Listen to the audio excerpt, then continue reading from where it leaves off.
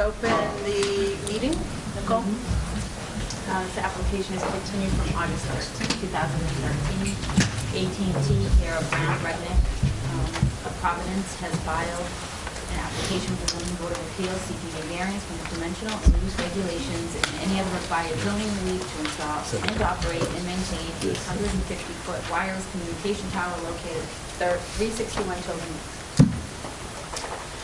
Good evening. Good evening, everybody. Two things to remind you of. We are, I don't know, are we live or just being taped? It's not live, it'll be on YouTube. Okay. Meeting is being taped. And if anyone has comments to make, we're going to ask you to do, first identify yourself by name and address, and to certainly speak loud enough so everybody can hear. If somebody in the audience can't hear anything, just raise your hand and signal somehow, and we'll ask people to speak up. And that's it. So if we can proceed. Good evening, Ed Parry from Brown Resnick, representing New Singular Wireless PCS LLC, which is operated by AT&T. To give the board an update, not that you probably don't all know, we did attend the Board of Selectmen meeting on the 20th, I believe, which was a week after our last hearing in August. After some discourse back and forth, the Board of Selectmen decided not to proceed with an RFP with the Wampatuck School site that we had proposed. So we're back. With that, we had a couple of pending questions from Member Lynch with respect to the existing towers. We have some information to present there. We also have some population counts, which was also requested from the Nile Terrace hypothetical site. We'll present those also. So I think to get things rolling, we'll have Dan Delay briefly present his findings with respect to extending the heights of the towers and the population counts from Nile Terrace.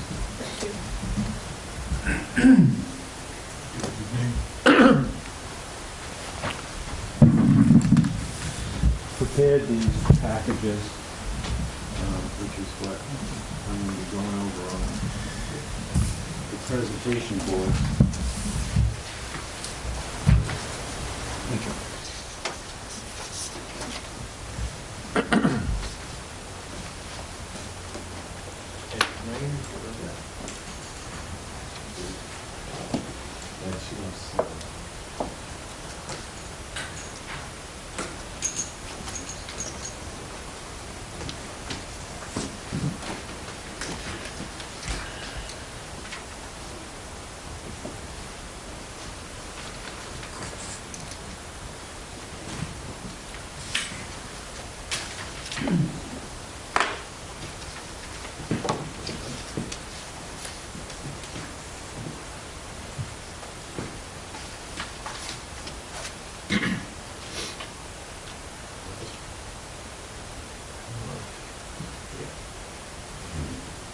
Trying to do this so that everyone can you see that second board?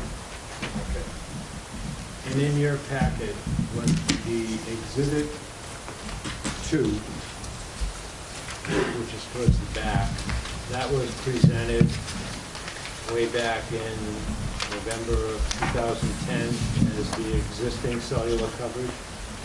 It addresses, you should have towards the end in a plot labeled Exhibit 2. It's the third page. Okay. So that's what's on that second board. So that basically shows the gap that AT&T is trying to fill. This plot, Exhibit 19, is based on the board's request. They wanted us to do an analysis of what if we did not put any towers, additional sites in Scituate, and we extended the 3 existing sites that are currently trying to cover the area up to 300 feet, and then if possible up to 500 feet. So what we did was a theoretical analysis, and when we did this analysis, we did not change the effective radiated power. We assumed the same ERP that's coming out of those sites now, that it would be that same power level, even if we went up another 300 feet or up to 500 feet. So what you see on Exhibit 19 is the lighter green is what the existing sites are providing for cellular coverage, 800 meg. The darker green would be the incremental additional coverage. So it would be the dark plus the light if you went up to 300 feet. And the red is the additional coverage gained from going from 300 feet to 500 feet. So the red, when you look at this, the red would be red plus dark green plus light green. That's 500-foot coverage. And as you can see in these plots, if you compare this plot to Exhibit 2, you can see that we're really not gaining anything. We're gaining very little. So we still have a large percentage of the population uncovered. And the reason for that is because these sites are so far away from the target area. Now, the second thing you wanted me to do... Yeah, I just also want to be clear that expanding these towers to either 300 or 500 feet, first of all, it's practically impossible to do because of land space and the like. We also reached out in talking to the tower companies that own the sites, one of them being industrial. I guess they have a problem right now with their compound. So we did this, as requested by the board, but please be assured that this is purely hypothetical. There's no way we could extend these towers. They would have to be reconstructed, and you'd be looking at, AM radio looking towers. They would be guide towers. Going up to 500 feet is just not practical or feasible at any of these locations. And I asked that question with that understanding. I think that the point was to illustrate or to try to determine, what is the increase in coverage as you go up in height? Is it anything of significant import that we should be looking at existing towers rather than the new tower? And that was the reason for it. So I understand that. Fair question. Yeah, not an airplane would hit these 500 feet. The second part of that, one other question that was asked was, and I thought I had.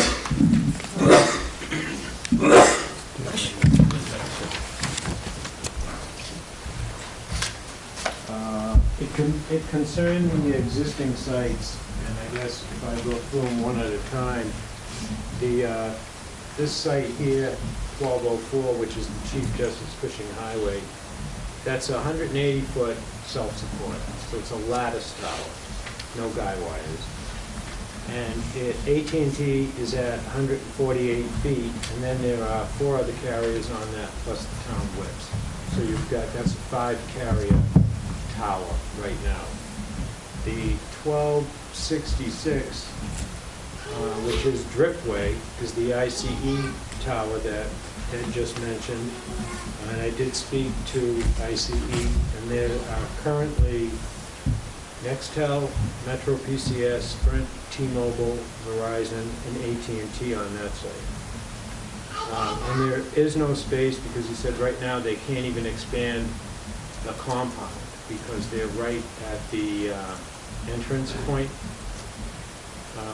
1215 is the 1010 Chief Justice Cushing Highway. That's 190-foot self-support. AT&T's at 171, and then there's 4 other carriers currently on that, and that tower is owned by Global Towers. The other piece goes back to Nile Terrace.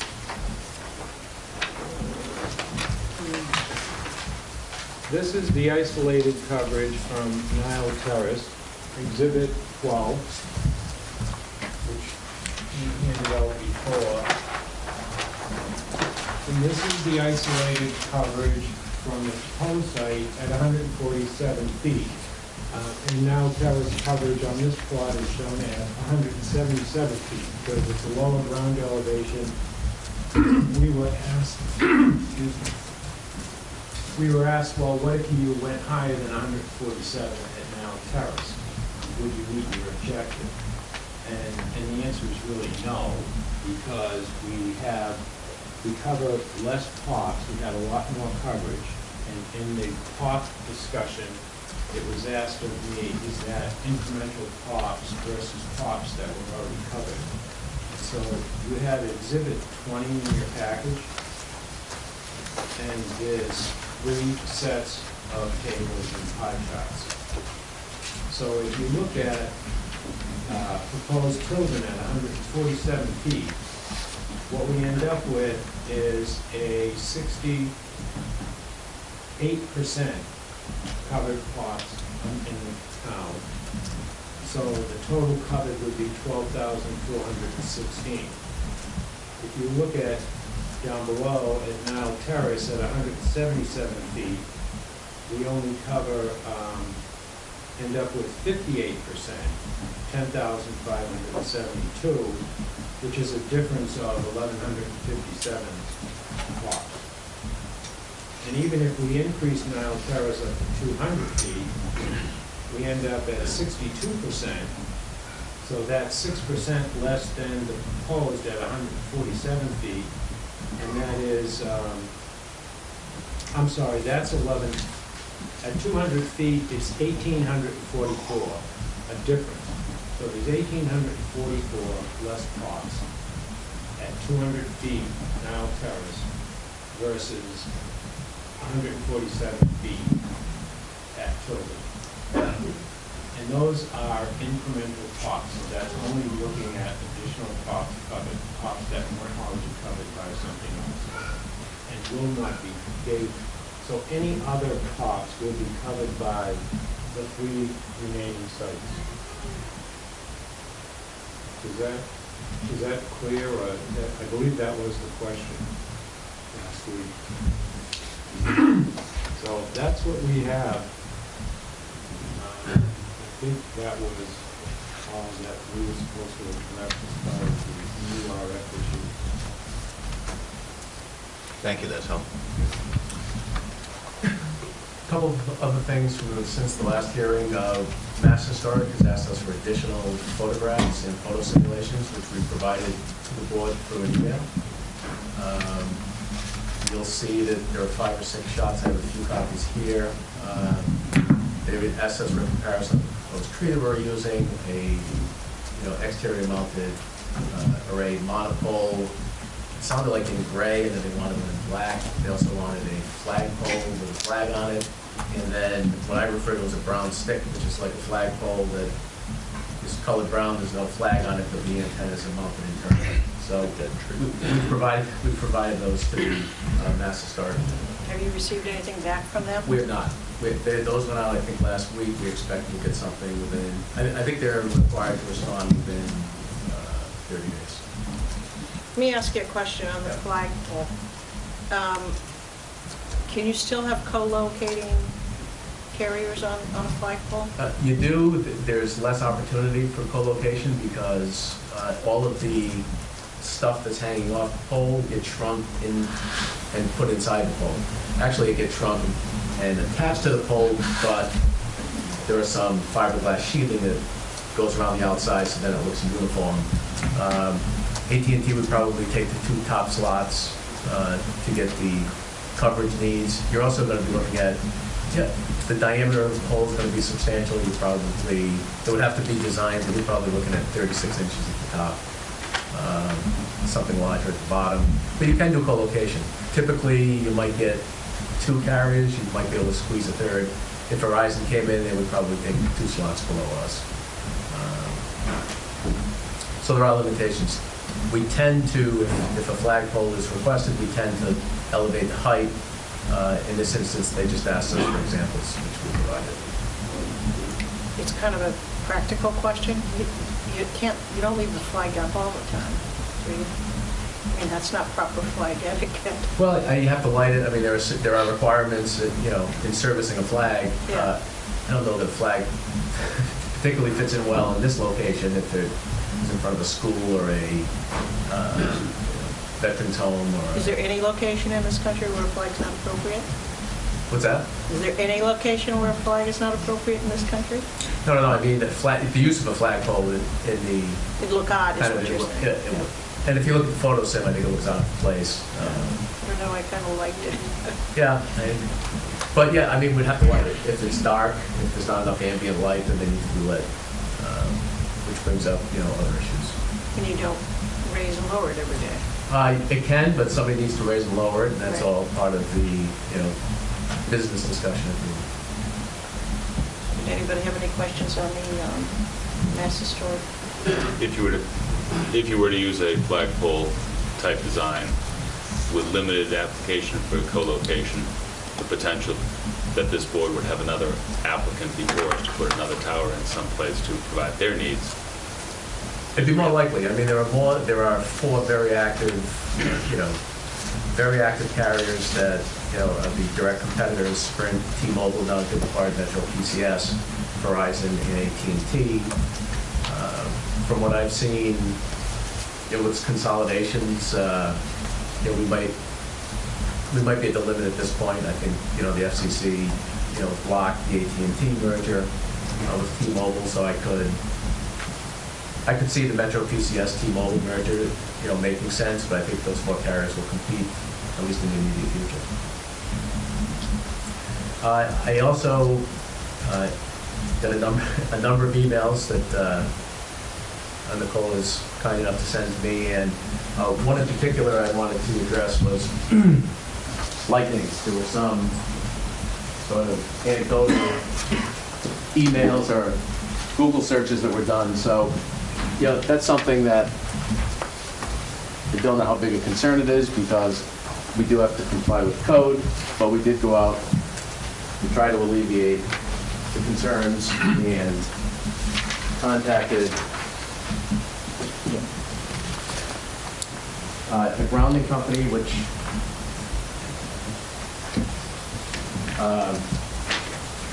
lays out that they will, you know, are willing to be engaged by AT&T, and if the board, you know, wants to condition it that the grounding be done properly, we'll be happy to hire this company to come in and give those assurances. There are building codes, electrical codes that, you know, folks have, that we have to comply with, and we've committed to that throughout our application. But because of the particular concern raised, we thought it would be wise to go out and address that concern in particular. Not to add more reading to your weekend enjoyment, but there were some cases that were provided recently by counsel to some of the neighbors, so I wanted to give you what I would say is the more applicable case law right out of First Circuit and from Cranston, Rhode Island, which isn't far from where I live and work. And I think there are some interesting similarities to what we're proposing here and what the city of Cranston was attempting to do to T-Mobile at the time. And basically it says that, you know, carriers just can't pick a site that's their preference, and they choose that site only, and they don't have to review and do analysis other than, you know, just paying lip service. And I think in this instance, you'll find that we probably went above and beyond what was required of OmniPoint back in the Cranston case. And that the site needs to be feasible, it needs to be available, and not duplicate coverage. So I think you'll see that there are lots of similarities with the Cranston case. Could you speak, I mean, because I haven't read them recently, and I'm not a speed reader. So could you just talk about what the cases say in terms of the word available? What does it mean that a site is available? Well, it's going to be, you know, it's never a black and white. There are always fine lines. You know, they talk about it being leasable, buildable, zonable, feasible. And I think the first test is, does it work for the carriers? So, the obvious choice or alternative at this point is Nile Terrace. You've heard from Dan that it's not something that AT&T would be interested in. It provides a lot of duplicate coverage to existing customers. That's not something we would go and invest money in to build a site that's redundant. So we would look for something that's more palatable or works better in the network. And as I said a number of times, this isn't one site at a time, it's a network. So as we move through the areas and create those green blobs, it's important to look at the big picture and say, well, where are we going? Everybody wants them in the industrial areas, and that's where the focus was. Everybody wanted them along, to some extent along the interstates, along the, major roadways in cities where the, residences weren't necessarily in place or as impacted, but that's changed. And the second case I gave you is a case out of California in 2012. It's a somewhat recent case, and it's very, I think it's one of the first cases that hit right on in-building coverage, data services. It's kind of an interesting read with all of the, crazy RF information that we've been providing you. I think you'll see that that case sort of follows what we've been discussing here, and what we've been saying.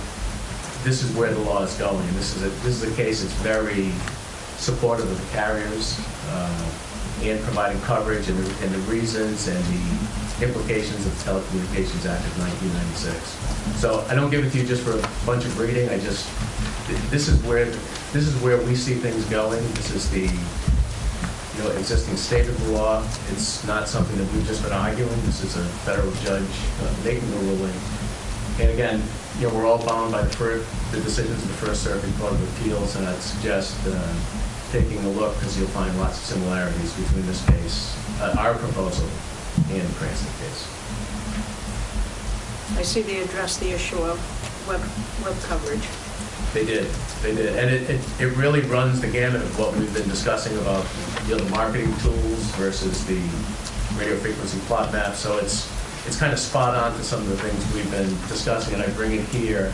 Not that it's binding authority, in this circuit. It's a case out of California, but I think it's sort of a current event situation in the federal courts, and the way we see things are going to continue to move.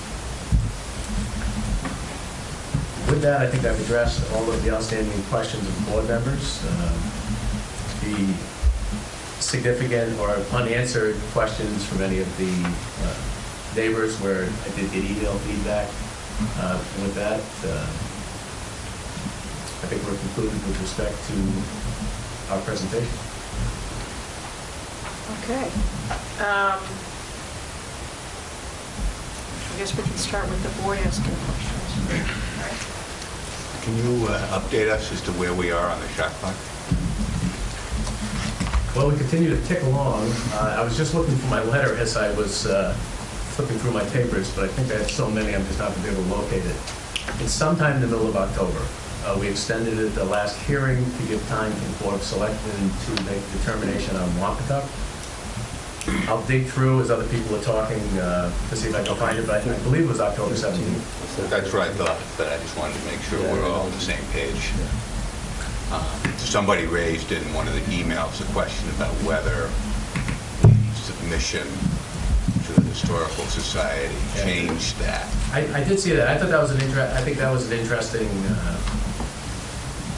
It was an interesting comment. I actually have a note right here next to it. The way the shot clock, which has been upheld by our Supreme Court recently, the way the shot clock works is we make an application.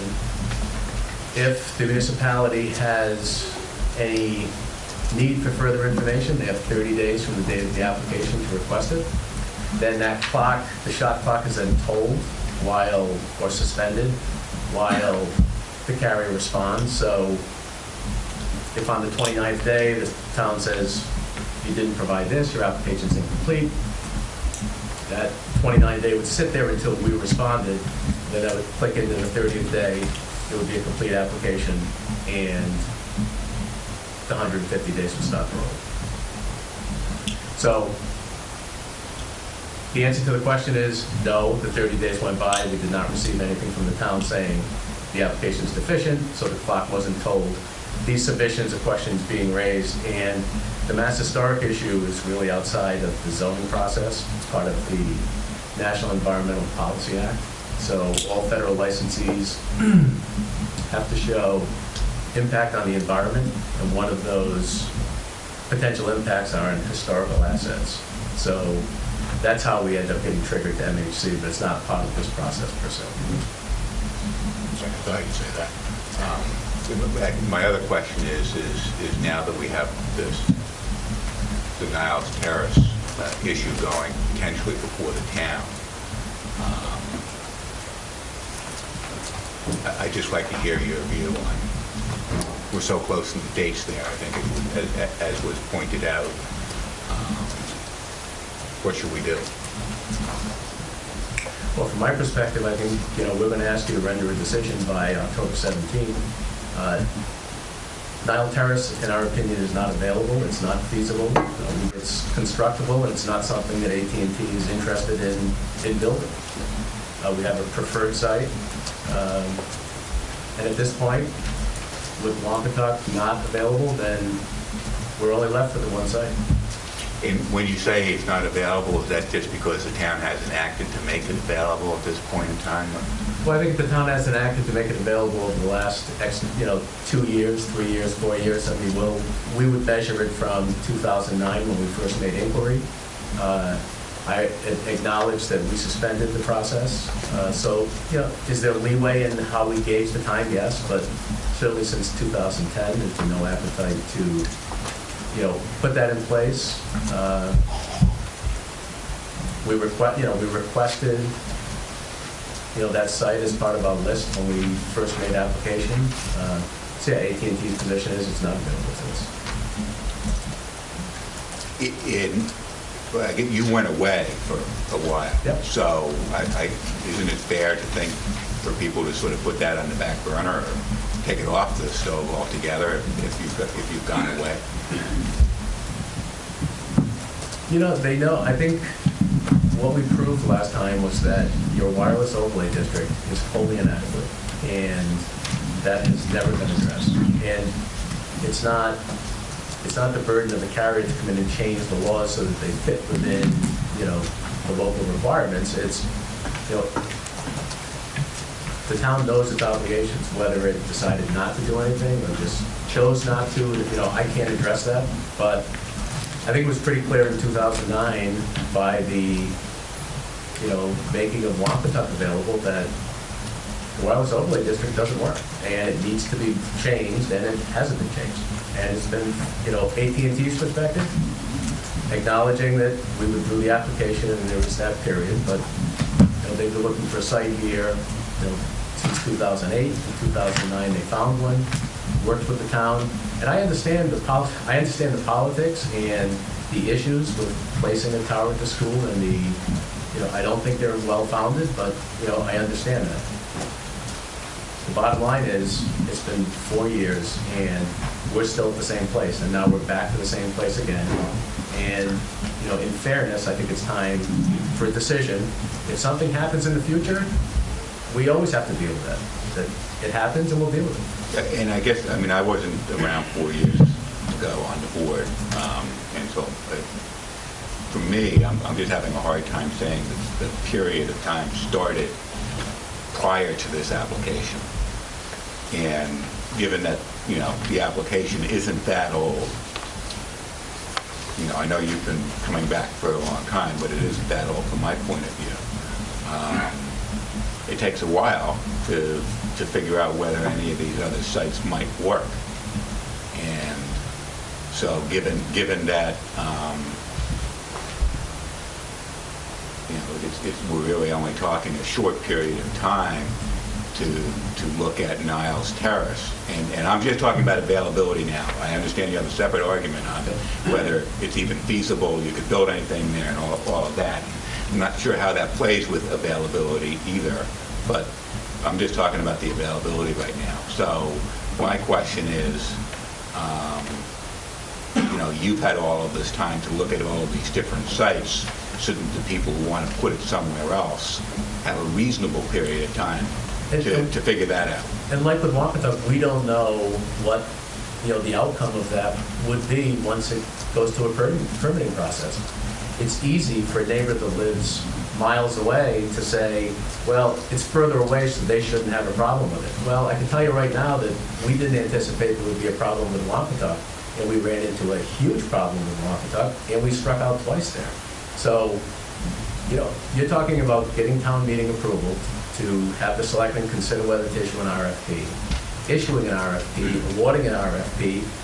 We're months. The vote is one thing. I understand, the practical reality that you have a town meeting coming up. I don't know when it is, but November 4th. you have a town meeting coming up November 4th. Thank you. But we don't know what transpires after that. So, again, from our perspective, it's not a site we're terribly interested in, and it's, at this point, it's not available and it hasn't been available. And we think we've established a pretty good record that those alternatives just aren't in play as feasible alternatives, at least pursuant to the Telecommunications Act of 1996. You agree the fact that you're not real interested in it isn't really the standard, though, right? Well, if it's not going to provide the coverage, I think if you take a look at the Cranston case, you might agree with me when you're done reading that. Madam Chair, could I respond at this point to that issue, or do you want to wait until? Well, we'll wait. Okay. Done. All right, anything else? Oh, I said I'm done. Oh, yeah, okay. Just making sure. Done enough. You did. With All right. respect to my colleague, it seems like an awfully long time to me. Because I've been there. And I also want to comment that I think the applicant has done an admirable job, both in the original application to try to work with the town, seeking the town's guidance, advice, support, cooperation, tutelage. I mean, at every level, the applicant has asked, how can we make this work better for you? It's never been a case of shoving it down our throats saying you have to have it because that's the only place we'll build it. You've shown us through your testimony that some sites won't do the job you asked, that you're expecting to do. They won't meet your needs. Whether it's available or not, it doesn't make practical business sense to build a redundant tower and still leave the vacant areas uncovered that you're trying to cover. And unless I'm going to say that the testimony is fabricated, false, and unreliable, and I can't and won't say that, I think the applicant's made a pretty good case that this and Wampatuck were the two sites that both meet the needs of the applicant and are available. And the town has chosen to take Wampatuck out of the available list. So I don't have any questions on this because I asked a lot in the last hearing. And, it was confirmed by your consultant, or two of your consultants, Yes. back in 09 and 09/10, and then, the most recent application, that they showed limitations, with respect to the Nile Terrace site. So if you go back and look at Hutchins' report, he says nothing else, does the job.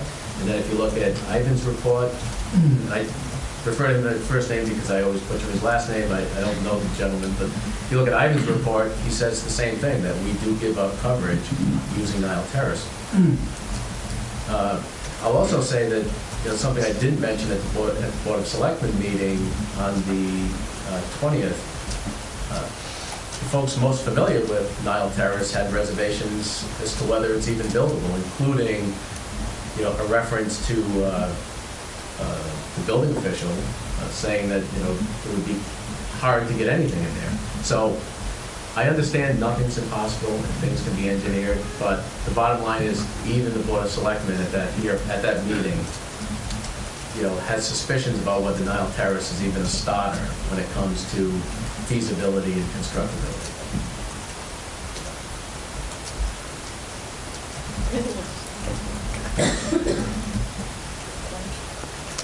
I mean, I'd echo a lot of what Ed just said. I think AT&T has, at the very least, provided every bit of information that we've asked them to.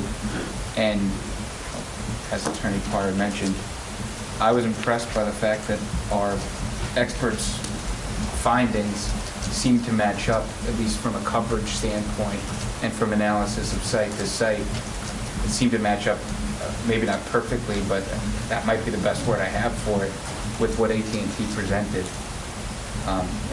I don't really have any questions left as to that. I think maybe one thing I'd ask the chairperson to see that we get back to is looking exactly at what the variance and/or special permit questions in front of us are, because I think in all the alternate sites and coverage gaps, maybe we've gotten away from that a little bit. It'd be good to double back, I think. Same coverage. You guys have been looking at several sites and exploring several sites, exploring different other technologies, other ways to do this. And,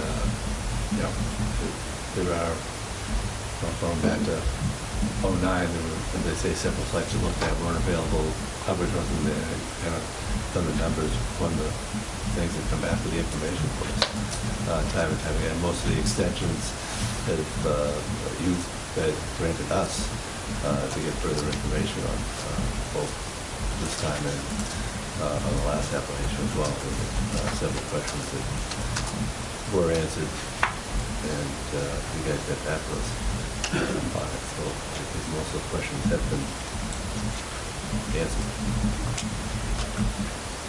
I really don't have anything to add. I respectfully disagree with Frank also. Sorry, Frank.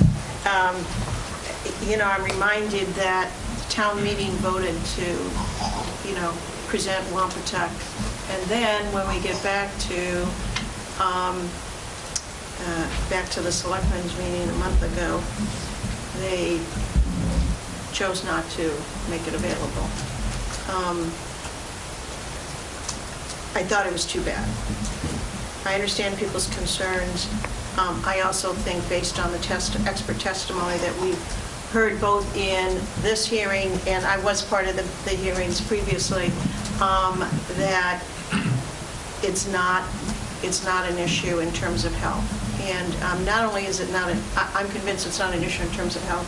As you know, and as everybody has heard many, many times, that's not a criteria we can use. I also, have paid attention to the fact that we haven't received anything from the Board of Health that had any concerns about the tower. They received a copy of the application.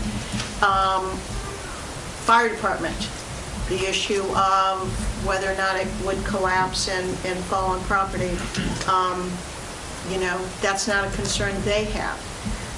I'm taking them to look at the map in terms of the application. And can you just remind us, from a structure, what is the closest distance from the pole, top of the pole to a structure? Or I guess that you've got it measured from the base of the pole.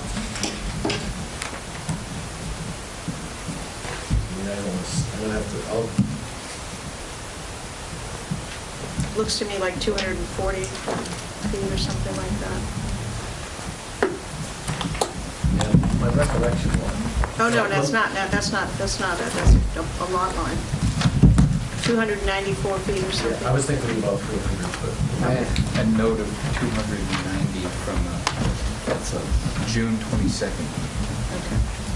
So, and when I talked to the fire department, they said not only if it's not going to land on a structure, in Massachusetts, it's not like we're out in California where they're concerned about really dry conditions, even in drought-type areas. They really don't have a concern that it would fall onto trees and, create this, huge fire. It's just not something they're concerned about.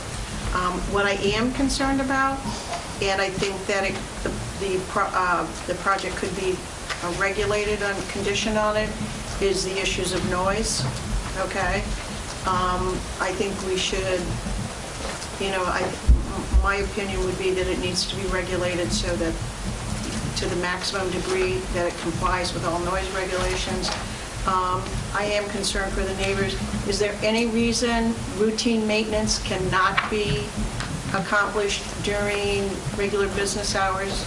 So you don't have people's concern that you're going in, at midnight with a truck doing work on the site? I think if the board, imposed a reasonable condition in non-emergency situations. because absolutely in There may be non-emergency. times where they just have to, have access to the site.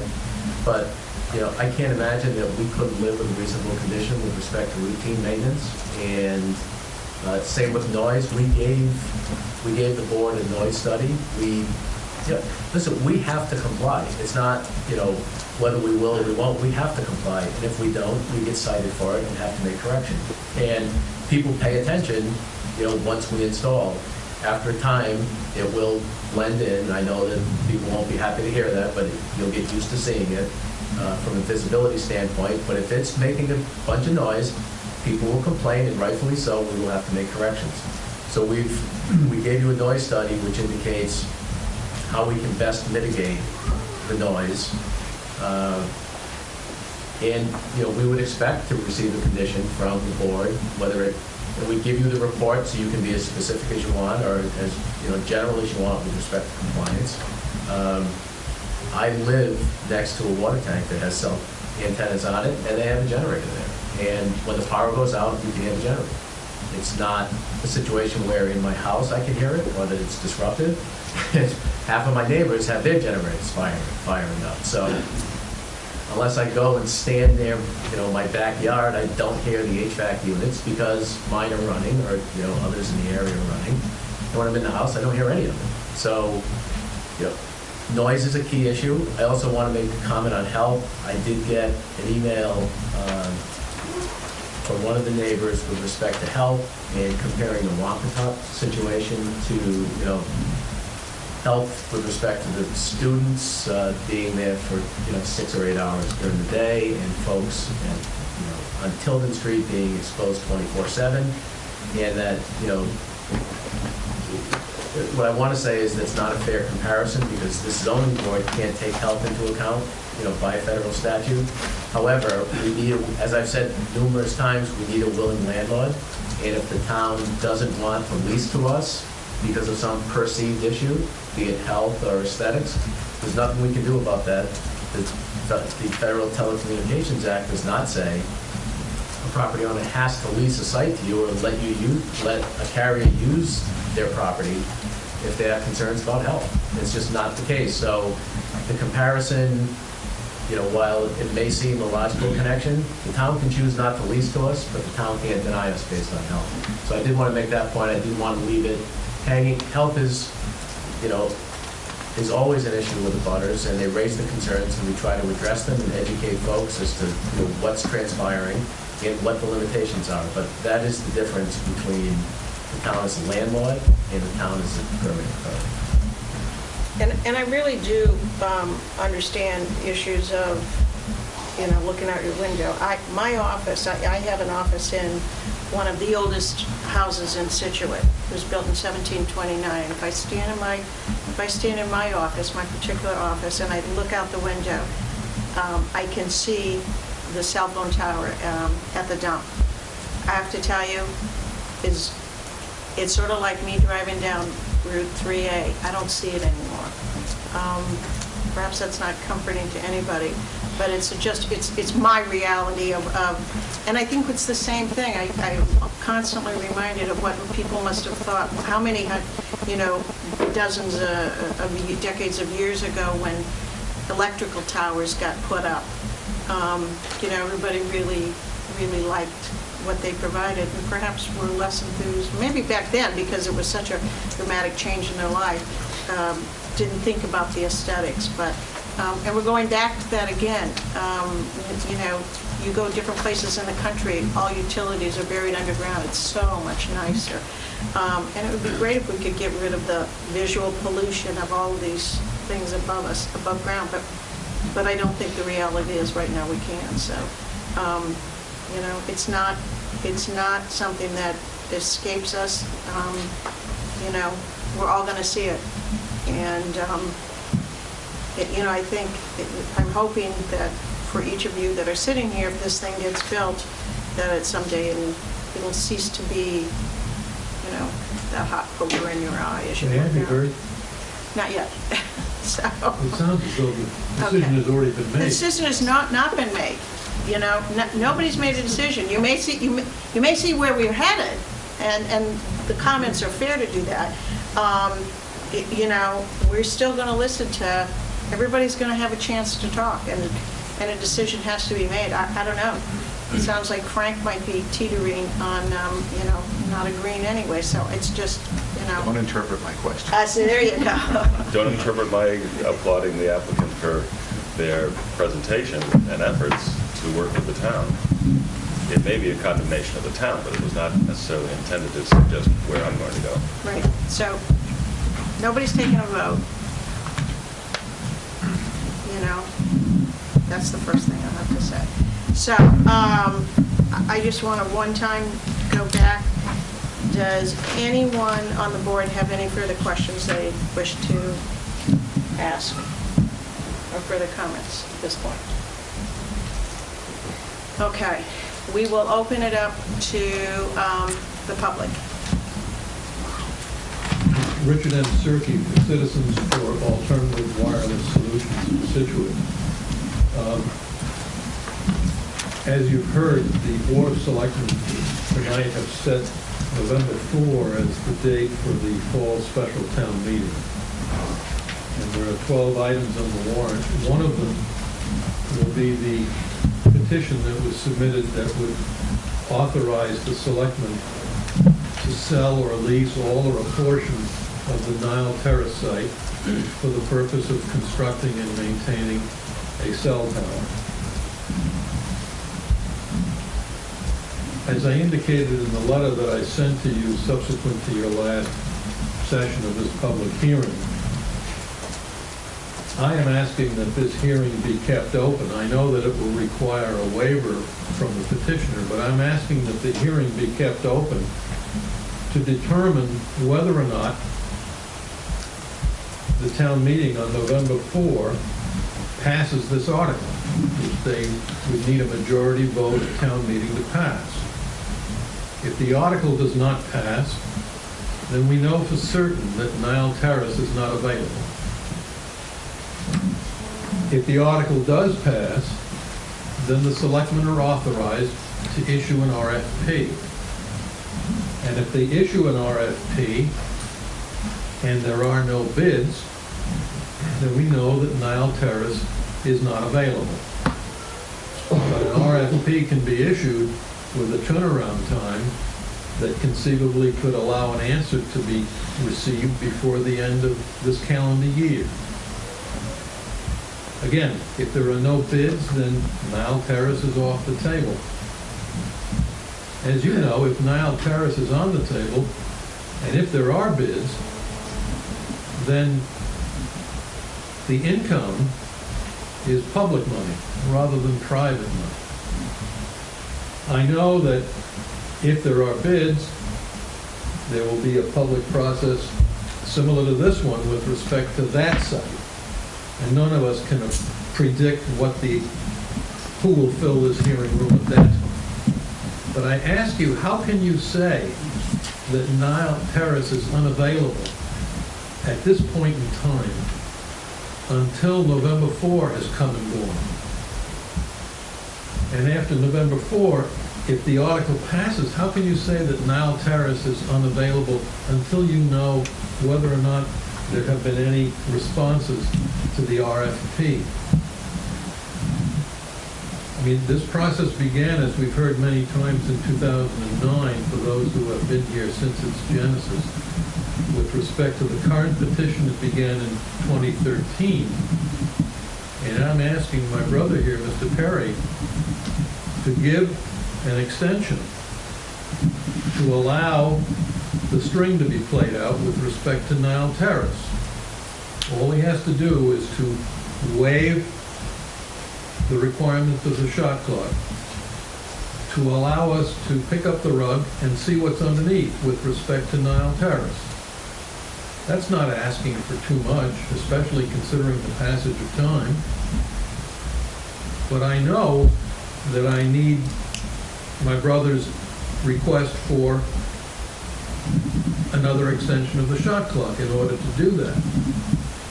This is the one issue that I've presented. It's the one issue that I've based my opposition on. And it seems that asking for this short extension is not unreasonable. Now, if in spite of my entreaties, he's unwilling to grant an extension, then you're not powerless. If he insists that a decision be made after the hearing is closed, you could deny the petition without prejudice. And if he gets the message that a denial without prejudice will flow from a closing of the hearing, then I bet you, as a well-educated attorney, he will perhaps think twice and grant you the extension. So I'm asking him to grant the extension to see what happens at Nile Terrace. And if he won't, then you ought to ask why. Why the rush, when we'll know for certain whether or not Nile Terrace is in play? And if he won't grant the extension, then you ought to consider whether or not you ought to indicate to him that, in so many words, that the cost of not granting the extension might be not the result he's looking for. So I ask you to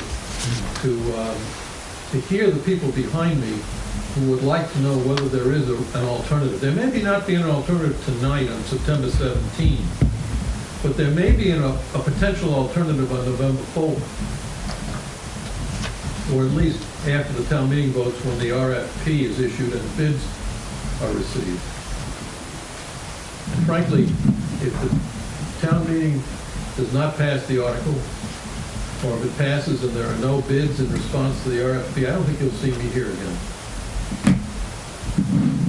So that's an incentive also. No.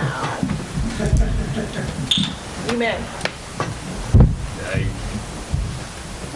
I guess I'm asking for clarification as to how you can contend that Nile Terrace play based on the evidence we've given tonight. Nile Terrace, as presented by the applicant's expert, who has at every turn been supported by our consultants back to 2010. Nile Terrace won't provide the coverage that they're looking to have and will have with the Tilden Road site. And I recognize that I'm not a speed reader either, but I like to quickly scan through things. And at least according to the case that I have here on T-Mobile West Corporation versus Huntington Beach in California, it says that in a Ninth Circuit decision, Metro PCS held that significant gap in service and thus an effective prohibition of service existed whenever a provider is prevented from filling a significant gap in its own coverage. This goes back to the question we had at previous hearings about, gee, my phone seems to work, but I'm probably not being serviced by my carrier. I'm being serviced by another carrier. So, again, that's just touching on one sentence here. But if the applicant has shown that Nile Terrace will not meet the needs the applicant has asked for, how is it in play? Well, and why do we have to wait for the town to have another whole series of meetings with another set of citizens before us telling us that it won't work in their backyard either? Well, if Nile Terrace is as bad as AT&T says it is, then there'll be no responses to the RFP, right? I don't question the fact that a tower at Nile Terrace might not be as efficient as a tower at Tilden Road. But that doesn't mean that a tower at Nile Terrace is not an acceptable alternative, especially when one considers the fact that Nile Terrace is public property. It's registered land, as a matter of fact. There was a note in one of the piece of correspondence that I had about some title question. There's registered land. There's no question about the title to that property. But the fact that there might be more and better coverage at Tilden Road than there would be at Nile Terrace does not in and of itself mean that Nile Terrace is not an acceptable alternative. And again, I don't understand, I really am, seriously, I would like to understand that logic better, because we're talking about a 147-foot tower at Tilden, which provides a 30% improvement in coverage, and a 177-foot tower, or a 200-foot tower at Nile Terrace, which provide 20 and 24% improvement in coverage, respectively. I don't see how that's a valid alternative. Unless we're calling into question the evidence before us and the track record that the applicant has with having evidence that is validated by our consultants is unimpeachable as far as I'm concerned. Well, the best way to determine whether or not a site is suitable or appropriate or available, it seems to me, is to test it and to see whether any carrier is interested in building a tower there.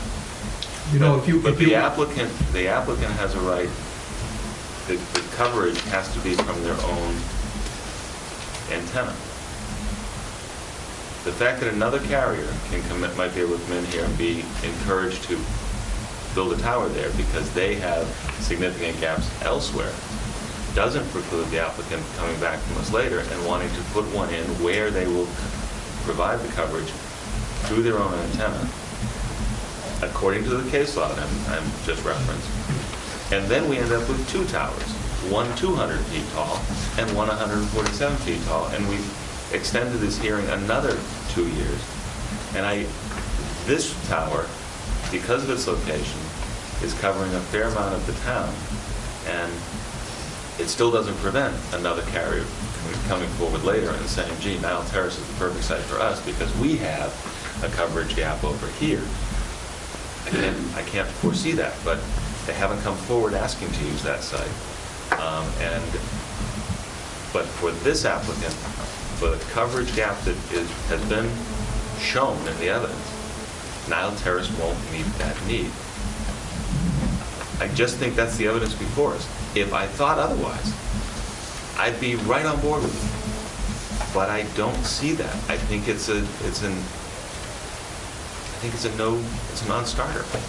And frankly, if it goes before town meeting to ask if I would amend the suggestion that the selectmen should be encouraged to make all parcels of town-owned land available for towers without exception, so that we can start to talk about Wampatuck and other places. But Wampatuck's been taken off the table. Nile Terrace doesn't do the job. We don't know that yet. Are you telling me that the evidence isn't before me? What I'm saying is that it hasn't been tested in the marketplace. It's been shown by the applicant that it doesn't meet the needs that they need. And well, you know, if you want to buy a car, you could insist that the car be a Lexus. The car is not covered by federal law. This application is covered by federal law that we are required to meet certain obligations on the part of the town in order to allow service of a utility. Sorry. Well, I just think that kind of an approach, with all due respect,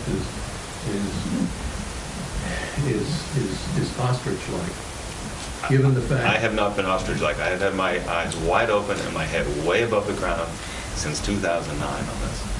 I suggest that if you're going to suggest someone that's ostrich-like, it's that you can say, not in my backyard, it doesn't work, but in someone else's backyard it will, and let's just push the ball further down the road until we're back here again on the same thing. No. That's ostrich-like. The flaw I would respectfully suggest in your reasoning is, number one, we're talking about a public site versus a private site. Wampatuck School is a public site. But so is They Nile- wouldn't do it. So is Nile Terrace. Why would, but if they won't do it, if the town won't support Wampatuck School, why would they support Nile Terrace? Because there's no playground at Nile Terrace, there's no congregation of children, and there may not be the outcry from the neighborhood. There may not be, but there may be just as big an outcry. There may not, I don't know, but certainly the isolated nature of Nile Terrace as opposed to Wampatuck School makes it a different site altogether. So does the isolated nature of Tilden Road. Draw a line from Nile Terrace, and I've done it, to developed lots.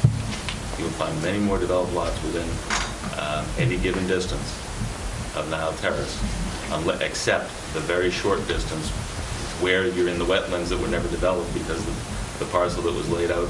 Nile Terrace doesn't exist because of them.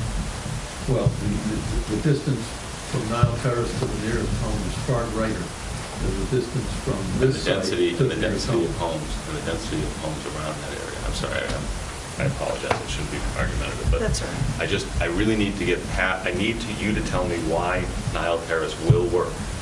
You're saying it may work if we push the ball down the road. These hearings go on forever. The applicant has done wonders. If they're willing to extend it, and we all come back here again in January, fine. But it's not going to make Nile Terrace more acceptable to this applicant. And this applicant, according to law, has a right to build a tower to meet their needs. We're talking about 6 weeks between now and town meeting. I think what's important to realize that you just said, and not to repeat, but maybe to hear it from another sources, we're dealing with federal law, and maybe that's what's ostrich-like. But they're required, and we're required to allow them to find a site that fits their network.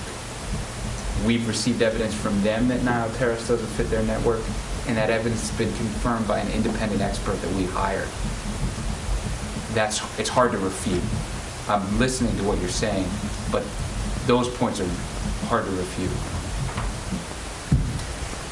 Mr. Perry, let me ask you a question. Would AT&T be willing to keep this hearing open and waive the requirement of the shot clock until town meeting can be held and it put before the town on a vote? We would not, solely because Nile Terrace is not a site that we're interested in. To use my brother's term, we're not interested in what's under the rug because we've analyzed it. There are far better sites, both Tilden and Wampatuck. Wampatuck is not available. At this present time, Nile Terrace is not available. If the town makes it available at some point in the future, then it's available at some point in the future. What can't happen is that I end up sitting here a year from now with 50 different neighbors from Nile Terrace, or begging the Board of Selectmen to issue an RFP because, or they decide not to issue an RFP, and we remain standing on the sidelines. So the point is, we're trying to provide coverage. We have a site that's viable. We think we've made our case that there's nothing else available. We've gone further and analyzed Nile Terrace when it's not available to begin with, just to show you that it also doesn't work for us, and we wouldn't be interested. Might other carriers be interested? Absolutely. I don't know what Verizon's network is like. I don't know what Sprint is. There weren't many bidders on Wampatuck. There were 2. If Nile Terrace became available, there may be fewer than 2. There may be all 4. I don't know. I'm not aware of any request to the Board of Selectmen from a carrier for a site at Nile Terrace. I think if a carrier went out there doing site acquisition work, they would look at Nile Terrace and say, it's a wetlands issue, we need to move on, find something that's more feasible from a constructability standpoint, a permitting standpoint. So I don't see how our decision to request a decision from this board, and respectfully request a decision, has any impact on what the town decides to do with Nile Terrace. And if in fact it plays out that Nile Terrace is available, it may be available in March or April or September or maybe never. And that's part of the problem. Just like what we did with Wampatuck, we have the same potential to be dealing with that issue at Nile Terrace. And at some point, it just needs to be a decision made, and the town can make its own decisions as to how they want to handle their overlay district, how they want to handle their properties. And if in March or April, the town says, gee, the site's available, it's leased, someone's going to be building a tower on it, the carriers all talk about marketing, availability. And if that's the case, AT&T would have to consider what are its needs now, what's available now, and to make that determination. So the direct answer is no, we would not be amenable to extending the time period for the shot clock. Again, I do want to be fair that the shot clock is a presumption of unreasonable time frame. I'm not saying that, I can sit here and demand that you issue a decision. We're also facing state law issues with respect to the variance requests. That still remains in play, and again, that's not something we would be willing to waive. I did continue and extend the statutory time frame for the variance decision to the same date of October 17. So I don't want to limit the discussion just to the shot clock, because I'm sure if you read the statute yourself, you'll see it's a presumption. It doesn't mean that it's deemed approved, and it doesn't mean you must act. It just affords you're an applicant with certain rights. But under Massachusetts law, there is a variance requirement, and that decision is also triggered. It's a bad Someone one. wants a lobster roll. It's a bad one. Where's Mona? May I ask a hypothetical? Let's say that a decision is made at town meeting to authorize the lease of, or an RFP on Nile Terrace, presuming that this hearing has been closed and action has been taken on it. I don't expect AT&T, were they to get a permit, would be start building in November. It tends to not run that quickly, but if all of a sudden the playing field has changed so that the message is out that there's another site available in town, another carrier may come in with a tower, build it at their expense, and you can co-locate on it and meet some of your needs, or isn't it feasible that this tower might not be built if the playing field changed as a result of town meeting's action? I'm not suggesting you say that it won't be built, but we will know that there is another tower out there, potentially. Remember also that there could be an appeal from any decision you make. Fully aware of that. We also are aware that our board has been pretty successful at not being overturned on appeal by anyone, because we try to find within the accordance of the law. Understood, but that in and of itself will prevent any building from going on right away, I would assume. So asking the applicant to grant us more time doesn't really accomplish anything more than what you've already asked. The possibility of an appeal is going to, once we make our decision, do we still have the filing and the time of appeal? It can still be appealed in 20 days. So our decision being filed is the applicant will be operating at their own risk to move forward at all until the appeal period ends. And by that time, they know what was going on with town meeting. So town meeting can have the same effect it's going to have, even if we close the hearing and make a decision. Asking the applicant to hold out is just simply kicking the can down the road further, it would seem to me. I guess your question about whether the site would ever be built, I've answered a lot of hypotheticals, and I answer a lot of them at hearings like this, but I would have never expected that we would have withdrawn on Wampatuck. So if you had asked me that a year ago, I would have said there's no way we would withdraw after all of this, and we did. So things change, corporate decisions are made, network decisions are made. I don't know. I don't know what's going to happen. I don't know whether I'm going to get an approval. I don't know if I'm going to get a denial.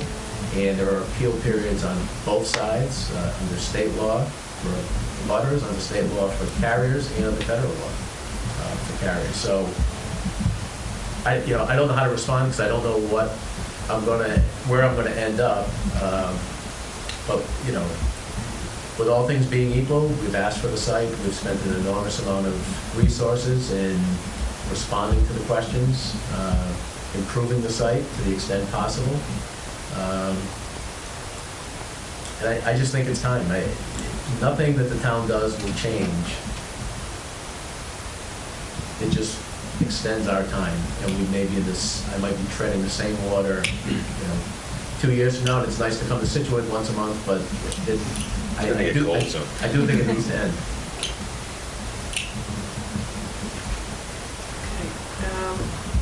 Okay. Any other comments from anyone in the audience?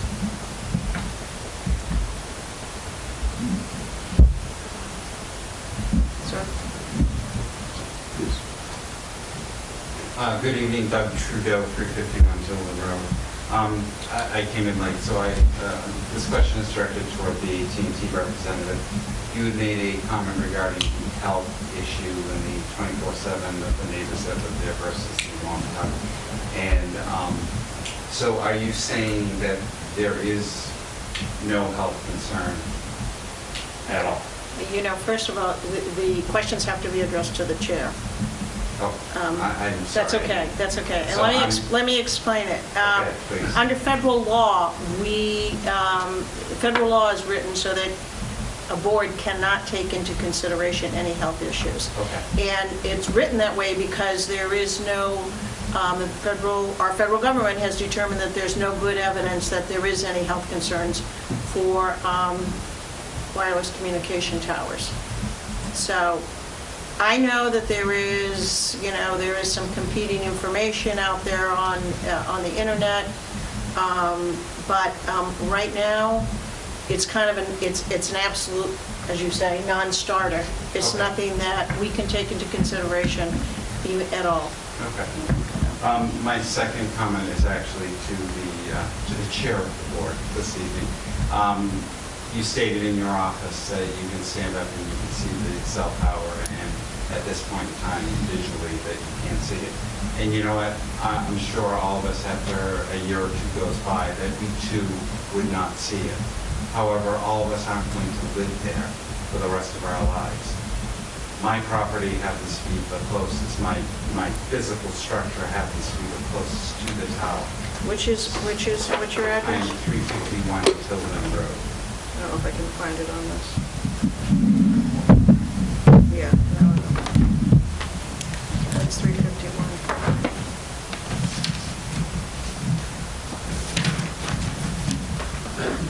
Okay. Oh, so yours is the one that's at 294 feet? Yes, Okay, sort of a funnel-shaped lot? exactly. Okay. They call it a pork chop. Okay. Oh, pork chop.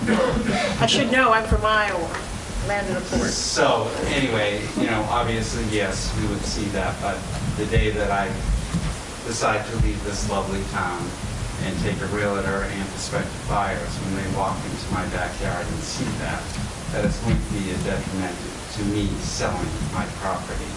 And in order to do so, and I know the AT&T people have said that property value do not go down, but I can tell you from my own perspective, going someplace and seeing that in my backyard, it would not be something I would be interested in buying. So that's another consideration that I would say. Now, this is just a comment to AT&T. Those of us that have bought the property, if they're going to be paying the landowner, maybe they should consider paying the people that have bought directly to it to make that sale possible to other people. Yes, it will fade into the woods. You won't see it after a while. But yes, when it comes time to see it, to sell our property, it will be seen by prospective buyers. Did you have your hand up before? Yes, please. My name is Bob Carson, 4 Cairo Circle. I have 2 questions to the board. My first question really kind of dovetails on Attorney Lynch's comment earlier. And a comment was made a few meetings back about the overlay being outdated. Has the board considered looking at it, from that particular standpoint, to find out what could be done to improve cell coverage town-wide to update the overlays? I can answer that real quick. Not our job. I mean, I hate to make it sound so, I'm not being flippant or callous, but our job is to act on applications in front of us. I'm not sure if that's a planning board or if it's a Board of Selectmen issue, but, that's where I would start. And if I were you, I would, talk to the Board of Selectmen and say, that's something that you want to consider, that you think the town, it's high time that it's done. Yeah. I'm pretty sure that's the primary responsibility of the planning board, the overlay district. Planning board. Their So- contact information is on the town's website. And I will tell you that you can knock on Laura Harbartle's door any day. She'll be glad to talk to you about it. Excellent. Thank you for that. She's very accessible, and I would hope that, she would agree, and it starts by getting people involved in the process. Thank you for that. My second question is really in regards to ownership. And I'm dealing from a lack of information. The town, as I understand it, there are 3 towers on Route 3A. 2 are owned but are on town property, and 1 is on private property. Am I correct in that assumption? No, Mr. Perry? Yes, I believe is it that is. right? You wanted You that to talked about it, I perhaps kind of glazed over, I was Yeah, listening. private property. Well, I'm kind of curious to find out how much the town reaps the benefit of those towers. The 2 towers are on town property. Do you know how much is? To be honest, I think it varies between the number Yeah. of carriers they have on it. So for each carrier on it pays a certain amount, so. It's Could be public 1, could be 2. I don't know what it is. Well, The town also benefits from the one behind Town Hall because it has its own radio frequencies for emergency and everything else is on that one, I believe. where I'm going with my comment here is that it's, again, I have not heard this officially, but what I have heard is that the Smalls will reap about $40,000 annually as their compensation for the tower on their property. And again, going back to my ownership question, has the town considered owning the tower in a sense and kind of leasing it out, for whatever fee? 2 thoughts to support that. Number 1, it would be great to offer AT&T some sort of a discount or preferred rate or whatever you want to call it, because they've done so much heavy lifting. And if they are the people that are going to build the tower, they deserve some sort of financial break there. But where I'm going with the ownership side of life is that I've been in touch with Les Ball, who happens to be the chair of the Library Expansion Committee. And right now, they're about $6.4 million short of the expansion goal to extend the library. And oh, by the way, they have a shot clock, as I understand it, in terms of state funds. If they do not take action within a reasonable period, whatever that is, I think the state funds may evaporate, from this particular opportunity for us. So my logic is that when I look at these, and I haven't studied any of these colored representations or presentations, but it looks to me that there are several areas not being covered or serviced by the Tilden Tower. And the question going back to the overlay is, how many more towers are we going to need to serve the town? It looks to me, from my lay standpoint, that it would take at least 2 towers, if not 3, to adequately cover the town. And I'm looking at it probably as a minimum, based on elevation and all of that, all of those other concerns. But where I'm going is that if we have 2 or 3 or 4 more towers at $40,000 each, that substantial amount of revenue coming to the town, it would more than cover the cost of a library, either loan or bond, or however they intend to finance the expansion. And again, I don't know, I understand your perspective, Madam Chair, in terms of the proposal in front of you, but I think that the town should take a look at it, from a more strategic, and I hate to overuse that word, it seems like every meeting I'm introducing it once again, a strategic way, so that the town can benefit a heck of a lot more from a non-taxable revenue base. And oh, by the way, at $40,000 per year, how long are we talking that we're going to be utilizing these towers? And the answer, I guess, would be probably infinity, unless technology usurps their ability. So it's going to be quite a long time. So I urge you to consider accepting all the AT&T effort and put that towards a more global approach to the town needs, and also in terms of the financial coffers that the town could be benefiting from.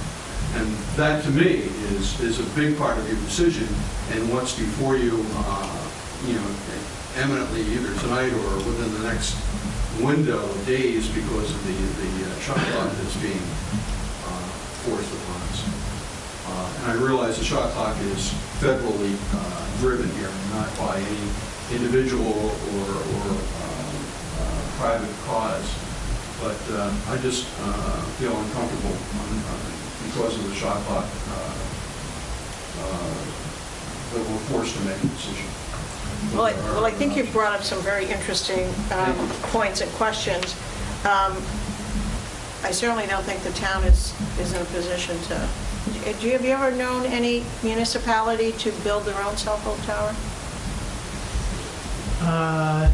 Yeah, if there had been, it would be a very unique situation where there may be some restrictions, so they constructed the tower, and but it's on land that's owned by them.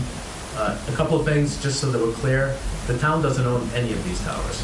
These towers are all owned by either Crown Castle, Industrial Communications, or Global Signal. The suggestion was that the land that they were on was owned by the town. Exactly. So the issue is the town enters into a lease agreement with either a carrier or a tower developer, and these towers are sold and traded, in open markets, and some of these are public companies. So the town owns the land where Town Hall is. They leased it to whoever built the thing. It's since been sold to Crown Castle or assigned to Crown Castle, and they have changed hands a number of times. They're commodities. So it'd be unusual for a town to own it, but I have seen it. But there are all sorts of procurement issues, and it's a construction contract, so you also get all of the wage issues. It's a very complicated process. Most towns don't want to deal with the hassle of dealing with contractors. I do want to correct one thing, because it sort of maligns the smalls. I understand that some of their neighbors may not be happy with them. I will tell you they don't get $40,000, and that's being correlated to what the town's minimum bid was for Wampatuck.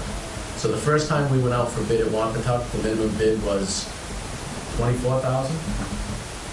That's the one that we were awarded, we were going to proceed with. So I just want to be clear, the first minimum bid requirement was $24,000, that's what AT&T bid.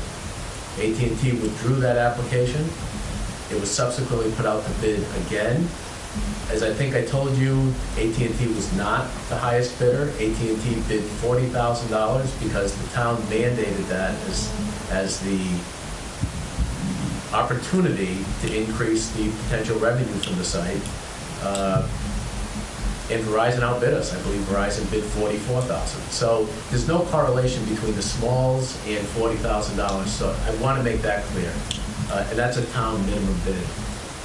Typically, the towns will put their properties in play, and that's what I asked them to do in 2008 and 2009. We said, we're looking in this area, And as we typically do, because we have to come and sell this to a permitting board, is that we try to find the path of least resistance. And if the town has a conservation property or a water parcel that is remote, water parcels are typically at high elevations, it's a win-win. They put the property in play and we, either attach the water tank or construct the tower.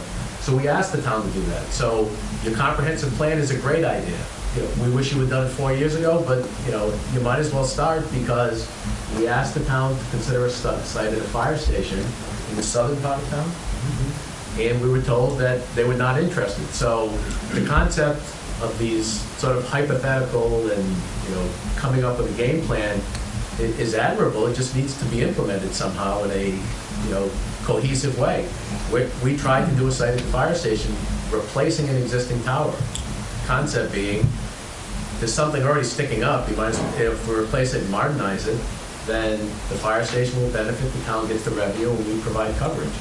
And again, we were turned away. So we can only do so much. I know that it's somewhat irrelevant to my application, currently pending, but I think it's relevant to the gentleman's comments that this is what we've been trying to do. And I also want to be clear, the smalls do not and will not receive $40,000 a year for leasing the property to AT&T. Anyone else? In the back there. All the way in the back? Hi, Bill Schmidt, 33 East Beach Road. Once again, I have to say, I'm on the board, so I'm speaking as a private citizen. The first question is more procedural. When you do vote, does that be unanimous or majority, or how does that go?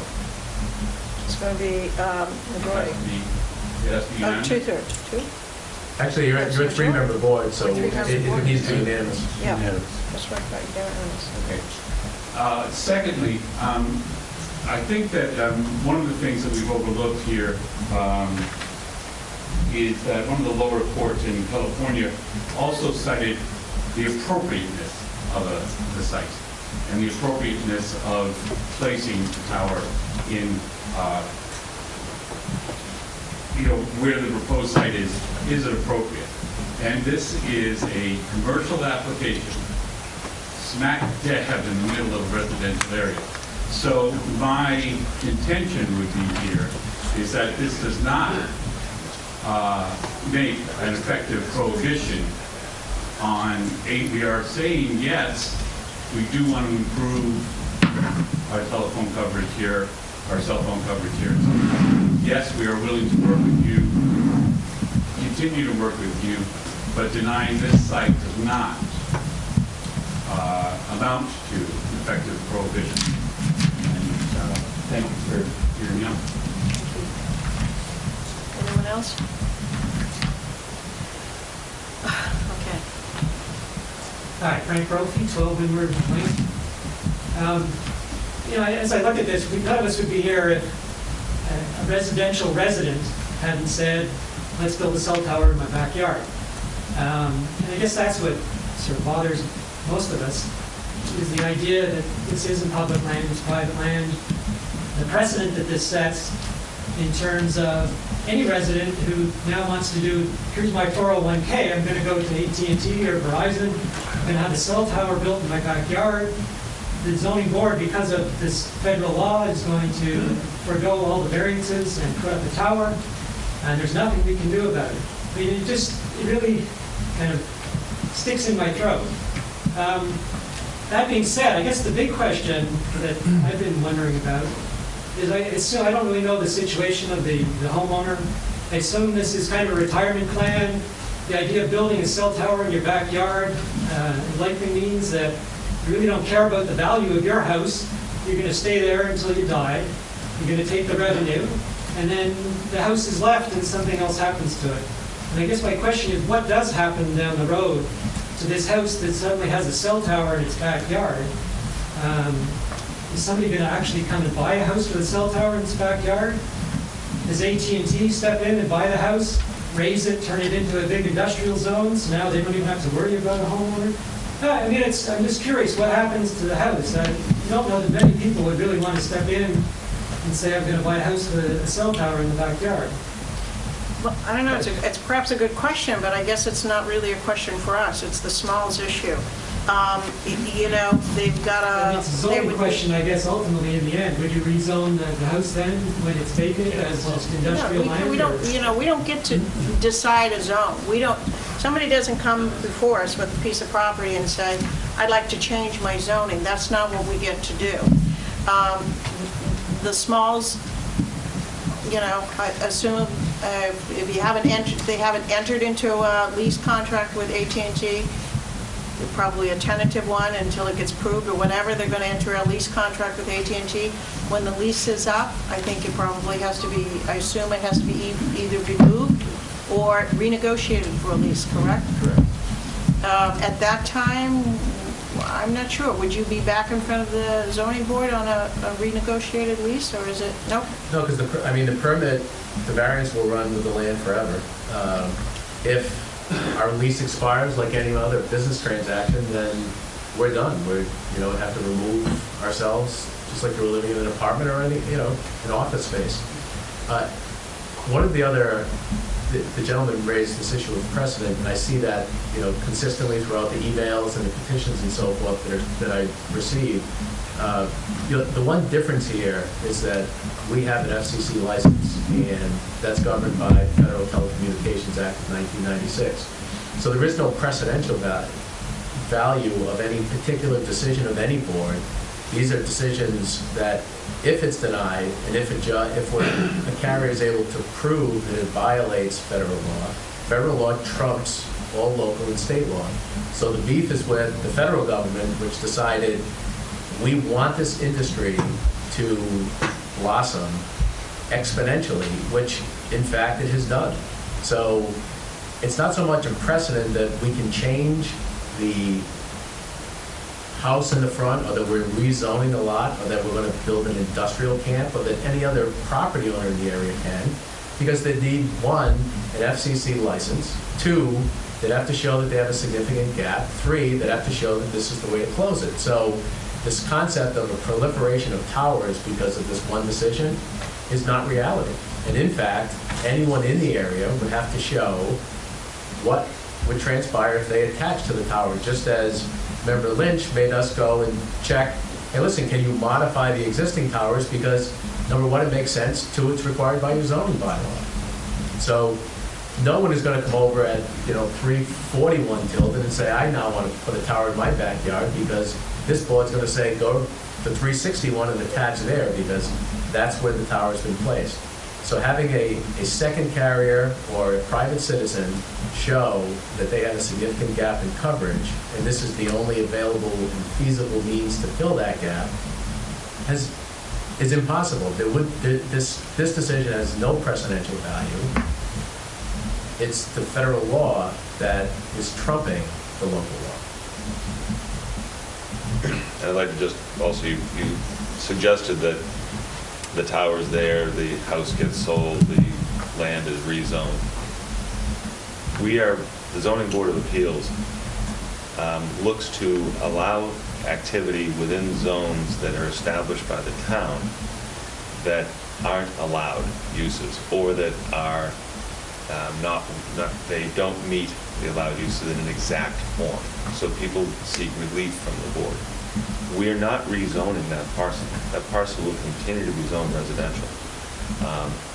We're just simply allowing, partly because that's what we're being told we need to allow the carriers access to towers, but if the decision is made that way. This one exception for this use in this one spot, and it actually does trump putting towers in elsewhere nearby. I mean, there's nothing to say that it looks like there's a gap out on the Glades area, that if out where the sub tower is on the Glades Association property, someone wants to put some antenna on it and find it works, that they could seek the opportunity to do that. But we're not rezoning anything. This is a residential zone, continues to be a residential zone. And in fact, one cannot spot zone in the town for little uses. it has to be an overall, an overlay. So don't be concerned about this changing zoning law. Anyone else? Nicole Young, 385 Children Road.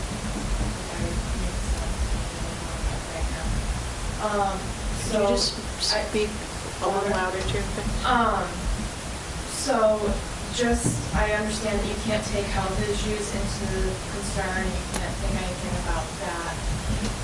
But I do hope that, since it seems like you have already made up your minds to go on this or whatever, I do hope that anyone who has health effects come into play after you allow this cell phone tower to be right there, writes you each letters individually so you can feel the full effect of, the weight this decision will have on you. I just hope that you will understand, even though you don't think that, you don't believe in the health issues of the cell phone towers, as you said. I hope that everyone who experiences health effects due to this cell phone tower and living near it will let you know what happens. I'm not sure how to respond to that, except as chairman of the zoning board of appeals, I take my responsibilities in this application, as I do every application, very seriously. I understand that any decision we make is going to have effect on not just you people here that are sitting here, but everybody else in this town. And I understand that there are going to be some people who are going to call me very nasty names, and you know what? I'm a lot tougher than that. I can't say, if I hold this meeting over 10 minutes longer and somebody goes out and gets in a car crash and is killed, I'm not going to accept that as my responsibility, okay? But if you take it to what you're putting at, if that happens, somehow it is my responsibility. I wish nobody ill health. I'm not a person who hasn't been affected by serious illness in my own family, so we don't know. We don't know what we put in our mouth every day. You don't know what... I was at the selectmen's meeting, and one of your group, I don't know who it was, and I wouldn't out them. A citizen, but somebody, and I apologize, I shouldn't have said one of your group, but somebody who was there opposing the Wampatuck cell tower had her 2-year-old chewing on her cell phone for the 45 minutes that I was there. And I find that pretty unbelievable, that people are sitting there and complaining about health effects for which there is no evidence, but allowing their child to chew on their cell phone, which was on, by the way, for the whole time. So everything we do, every cell phone in your house, every cell phone in your car, every microwave in your house, every TV set, every computer, I don't know. Does it have effect? I guess time will tell. But my conscience is clear on whatever decision I make with respect to whatever health effect may happen to anybody as a result of this. We're making our decision on the best information that we have. And we are also citizens of this town. We do this voluntarily. We don't get paid anything. And I really I take umbrage to the comment. The Board of Health is also a board of volunteers who do their best to service the town. I don't think anyone, the Board of Selectmen, the Board of Health, the Zoning Board of Appeals, the Planning Board, is out there to put anyone in our town in harm's way. In fact, what we do often is create a safer environment for our community. And I'm sorry you feel what you do. Absolutely.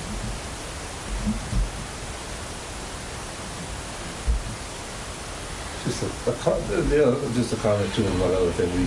We do, this being a tough decision, we do have things going in for the benefit of everyone, but at the same time, so for the property value, we have windmills, we have the train, we have a roads that go in, larger roads that get widened and stuff. So this happens throughout the town all the time, and I've been on the other end of some of those things myself. As a builder. Yeah. But this is a case we have to make a decision, and we have rules and parameters that we have to use to make that decision, and some of them we aren't able to use. One would be the health consideration. That is not part of our consideration, so we really can't go too much further into that discussion. It's fruitless. It's just a reason to overturn us if we pursue that avenue. So that's part of the reason that we just aren't able to go there as far as where our parameters are in making our decision. It's not that we don't believe people or understand or know where they're coming from, but unfortunately that's not a place we can go to make our decision. All right. Nothing else from the applicant? Nothing, thank you. I'll let you, Mr. Carson, right? Oh, Mr. Brophy, okay. Have the last word, I guess. Just one other question I'm curious about is that we've seen pictures of flagpoles, of towers with all the different antennas sticking out, of fake trees and different things. Who ultimately makes that decision? Is that part of the decision we make as well, or how is that? It is part of your decision. That's all part of our decision. Was there a hearing on what the citizens would prefer on that at some point, or is that? Well, this is it. This is it. You know, so, those of you who have seen the flagpole photographs, if somebody has a preference on that, I think the time, again, I don't know what anybody else is thinking, but if you got a comment, make it now. One of the things for consideration is that, there are historical assets in the area, and that's part of the reason, we're doing these filings with MHC. It's really within their jurisdiction to determine what has the least impact with those historic assets. And you may not be terribly concerned with the historic assets, but my guess is that at some point in the near future, they're going to say, this is acceptable and will, minimize the impact. My guess is it's probably either the tree, as our consultant put forward, is probably being the least intrusive and having the least impact. But I could also see the brown stick as being a possibility with the MHC. It's kind of, in the eye of the beholder. So I don't know what they're going to determine, but I could see one of those two solutions as a possibility. Brown stick, seriously? You mean we can't make a decision and You can. We may have to come back and revisit it. Oh. We think putting the tree forth makes the most sense. We think MHC will agree, based on our experience with them, but I don't know. So if they come back and say, we needs to prefer be this. something different, then you have to ask to have it modified. Exactly. If the decision applies, if the decision references. If the decision references the design, now our proposed design is the mono tree with the branches and so forth. I think initially when we filed, we were just going for typical monopole with the antennas exposed, which tends to look very much like a tower. So, but our proposal is a tree. As I've said many times, it's still a tower. It's still a tower. I can't see who it is in the back. Richard Jones, 364 Building. Just a quick hypothetical. What would happen if the Smalls, for some reason, got a change in the sky and did not want to do it? Would they be subject to a lawsuit or? That's very possible. If they've got, it depends on what the contract says. If they have Is there a, already a contract? I don't know if they have a Are we trying to contract. reverse something or prevent something? I'm sorry? Are we trying to reverse something that's already done, or are we trying to prevent something? Well, I don't know that you could really look at it either. It's two separate issues. If I was their lawyer, it would certainly, and if I'm sure AT&T conditions any lease on obtaining permitting, just like anybody who's buying an empty lot of land, they condition it on being able to get a permit to build a house. Or could they possibly have a change of fact and not have the repercussions of doing that? I have no idea. It would depend on what the lease agreement says. And that's really an issue between them and, And AT&T, you know, if it's a well-written lease, they may have a, you know, they may be in breach of contract. Probably not a public podcast. I don't know. No, we've seen the leases in here. I can tell you, if you take a look at our application at tab 9, we have an executed lease with the Smalls. There is some of the business terms are redacted, but my guess is if you take a read at it, you'll probably see the basic, you know, layout of what the agreement is. Short answer is yes, we do have a lease.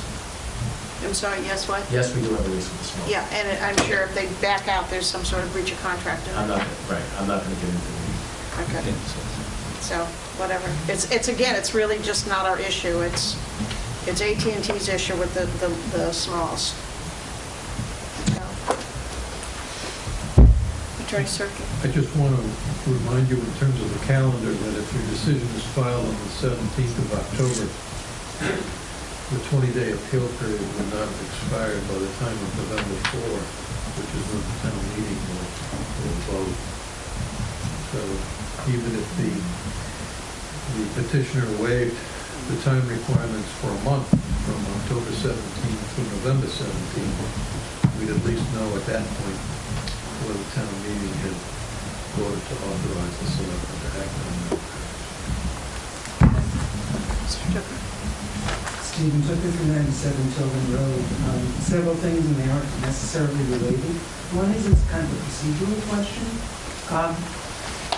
The Massachusetts Historical Commission's input, is that considered testimony for you? In other words, what I'm getting at is, can you close the hearing before you receive whatever the input is from the Massachusetts Historical Commission? It's my understanding, yes, because it's like a separate permitting process. Is that, if I? Correct. There is a, under the National Environmental Policy Act, the State Historic Preservation Office, which every state has, reviews all federal projects to see if they have an impact, and in this case on historic assets. So it's not so much a permitting, they review for the impact. So the ultimate arbiter, it's called a consultation with the National Preservation Commission and National Historic Commission. So the local will basically work with AT&T to resolve any of its issues that it may have. So it's not going to have an impact on your decision, but if they come to us and say, we want you to change the design as such, and that works out in an agreement with them, then we may have to come back here and say, they've asked us to adjust, we're willing to do so. They want a flagpole, they don't want the tree. You know, there's a host of things that they may comment on, and it's a negotiation with them to resolve any of their issues strictly related to historic assets, which is why they specifically ask for certain photographs from certain locations, not like general photo simulations or our view shed analysis. The second thing is kind of a comment. It seems to me that you all just have an enormously difficult task to balance all these competing interests. And to those of us out here, at least to myself, it sounds like you made a decision. Maybe you haven't. But I just want to remind you that, at least as I've heard your consultant speaking about the coverage that would be provided by Nile Terrace, I didn't hear him saying it wouldn't work. I heard him saying it would cover as much territory as the building road. And he also suggested, to remind you, that it might be possible to combine technologies. And he was suggesting using, I think he suggested either 2 towers or a tower and gas to cover gas. So that is an option. It's an alternative. So that's one thing I want to make clear. You all, AT&T makes a compelling case that there's a gap in coverage. I understand that. But there are other compelling cases, and the Massachusetts Historical Commission is concerned with the impact of historical assets. And they made that point before they asked that their preference was not the site. Maybe that's not possible. I can hear your consultant say that another site wouldn't work. Maybe it would work as well. That's what I heard him say. And do you need to have 68% coverage, or is 68% coverage that isn't going to impact historical neighborhood division. These are things I would be pondering, probably in your situation. It's hard, I know, I understand that. And the last thing is just sort of spinning off something somebody else said before. Yeah, I think Mr. Howland said this, when roads go through, trains go through, and there have been procedures for people whose property values are impacted. Notwithstanding the AT&T consultants claim that our properties wouldn't be impacted, and might even rise in value, which would strain my credibility. But, you know, I wonder, will the town, and I know this is Metro Daily, but I'm just asking, and I've told you before, we have a building lot that will be within 80 feet of that property. It's not going to be worth as much. I mean, any reasonable person would say that. Is there a process for ourselves or Trudeau's, whose house is 290 feet from the tower? What is the process for addressing these? You know, the only thing I can tell you is you got a very capable attorney sitting right there, and he's going to give you all those options. I was asking that sort of rhetorically. Yeah, well, you know, there going to is. be impacts, and you guys have got to balance all this stuff, and that's hard. It is hard, and thank you for appreciating it. Well, my comment to the real estate values is that the facts just don't bear it out. So it can seem like a disconnect, it can seem illogical that there might be people who would not want it, but the bottom line is that the facts and the details with respect to sales that took place in proximity of towers don't bear it out, which is why we bring him to begin with. It's to give some sense that while that's what might be thought, that's not what happens. And there are people who very much want coverage, and when I do sites in Western Mass, they want the coverage. They want it as close to their house so that they will get coverage and they can get rid of the faulty landlines or during storms having difficulties communicating. So I understand it's in close proximity. The bottom line is that the real estate value concern is not borne out by what actually occurs. With respect to the consultants' reports, I think DAS has been eliminated. I think the case law provides that that's an alternative technology that's governed by the FCC. And I think we've done a tremendous amount of work in showing how the sites do or don't work, what the benefits and cost to DAS are. And, you know, we've spent hearing after hearing going through that we have, I think, done our share of showing you that right now, this is the only site that's available to provide the coverage of a significant gap, which everyone acknowledges, including your two consultants.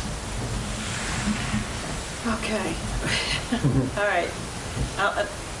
Let's start. Sorry, Mr. Longus. My name is Linda Ferguson. I'm from 57 Kingsway. And there's a number of people here in our neighborhood. And while I certainly sat here and listened to everybody's complaints from the other neighborhood, I don't understand how those complaints are not valid in Nile Terrace. And it's my understanding from what's going on here tonight that Nile Terrace does not solve the problem, and therefore it's not the answer. And if you want to find a place that solves the problem, and I suggest you look there, but Nile Terrace, it seems to me, is not going to solve the problem.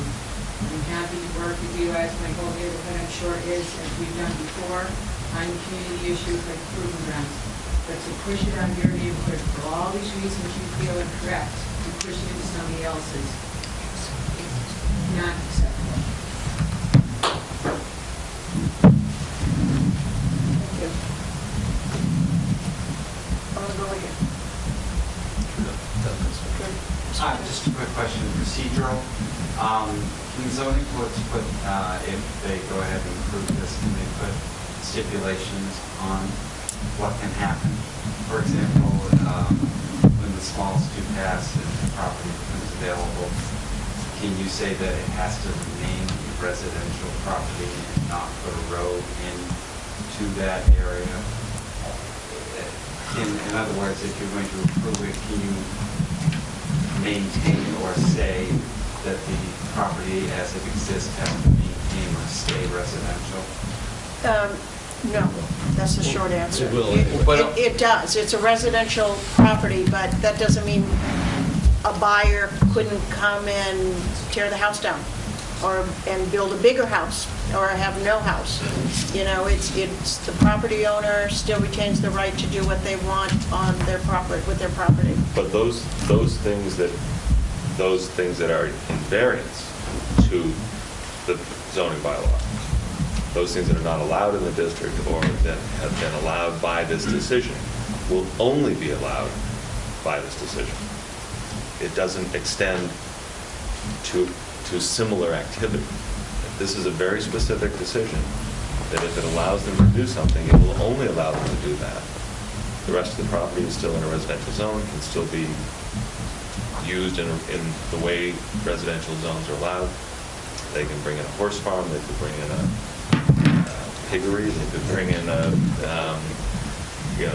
they could store, I think you can store boats up to a certain number. I mean, I'd have to pull it up, but there's a whole list of things that they The can short do. story is, whatever you can do with your property, their heirs or the people who buy their property are going to be able to do with their property. Whether there's a tower there or not. Whatever it is, exactly. You know, But the tower area cannot extend. The tower area cannot extend. The use in the area cannot extend unless they seek additional relief. does that answer your question? Okay. Thank you, I appreciate it. Mrs. Tucker. Janet Whitman, 7 Road. I have a question about the request for an 80-foot setback variance, which affects a number of abutters. Why is it that you need a setback variance when Mr. Small has a great deal of property there? And it seems to many of us that he simply doesn't want it in his backyard. Well, we can talk a little bit about the placement on the site, if Mr. Perry will do that. Because that is, at one point, was one of the things I was looking at. It's 80 foot from the, the closest lot line is 80 feet, but it's, like we said, 294 from the closest structure. Is there, can you, well, you're not going to, the property's not so big that you're going to be able to set it back much more any direction you go, are you? It's kind of at the widest point. It's kind of, what do they call that, a trapezoid or something? Kind of wider at that end? Where's your school teacher? Is that what what shape is that? But just consider the distance to other lot lines. If Right. you move it from one, you're going to move it closer to another. That's true. So yeah. it's centrally positioned to be as far from all the lot lines. But 80 feet from out. And 80 feet from Two different lot lines. 3 lot lines. This and that. Yeah. Well, I don't know, how far is it to the direction is that? 80. It's an 80 foot dead end. Well, I don't see a lot line on the north, sort of the north cross. Yeah, but they didn't measure it. Internal, isn't it? Well, but it's you all got a owned by the circle. small. Oh, yeah, So what never is mind. happening It's is closer, that actually. There's no place on his property where it's going to be 150 feet. So they have to seek a variance, so that I would think that makes that physical property unacceptable. Well, let me address, because that's been raised a number of times. If you take a look at your zoning bylaw, it talks about a fall zone may be required of 155. Scituate plus 5 feet, sorry. Yeah, the tower head plus 5 feet. So we asked for a variance in the event that you interpreted that as mandatory. Most bylaws say it must be 100, height of the tower plus 5 feet. Yours says may, so, and if we can show there's no safety concern, which is what we've done. I know that, the folks in the area are concerned that it's going to topple over. We've demonstrated the tower can be constructed so that that does not occur, but anything can happen. The bottom line is there is no safety concern from an engineering standpoint to mandate the tower setback. There are jurisdictions that require 5 times the height of the tower. We have to ask for a variance each and every time because it makes no sense and it's just there to prohibit towers from going into neighborhoods. So your bylaw is permissive. It says you may require the 155. It doesn't say it is required or shall. So we've asked for a variance in the alternative, which we're allowed to do. But frankly, we've demonstrated that there is no safety issue requiring a tower setback of 155 feet. So with that, it diminishes the concern as noted in the bylaw. And again, the request for the variance was purely as an alternative request for relief if in fact this board determined that it was required. And it's something that's done in every application that we file. Every application any zoning attorney files. Well, like I said, we didn't have any negative comments from the fire department based on the call, so. And it must be constructed within code. You know, the board can't increase the code or the requirements, and they can't decrease it. So we can't come here and say, well, the code requires that the tower be constructed of X type of steel. If the code says this, you know, it takes 1/4 inch steel, then we have to do a 1/4 inch. And we can't come to this board and say, we'd like to do a little less here, or we'd like to do a little more. The board would require that we do more. It's not within the jurisdiction. There are building code officials and commissions that determine this stuff. And if they say, this is how the tower has to be designed and constructed, then when we go and apply for our building permit, the building inspector will review and be sure that the foundation is done according to code, and that the tower is designed and constructed according to code. Mr. Tucker? Could you request a shorter tower if this is a fait accompli? Could you put that as a condition? So we would be less alarmed about the 8 feet? We certainly could, but I think that there's been, you know, we talked about that. I remember conversation about whether or not it's effective to get the job done at lesser height. And I think one of these... Yeah, we did review that at a lesser height. It was 117 feet, and the coverage was... Not as great, admittedly, but not bad.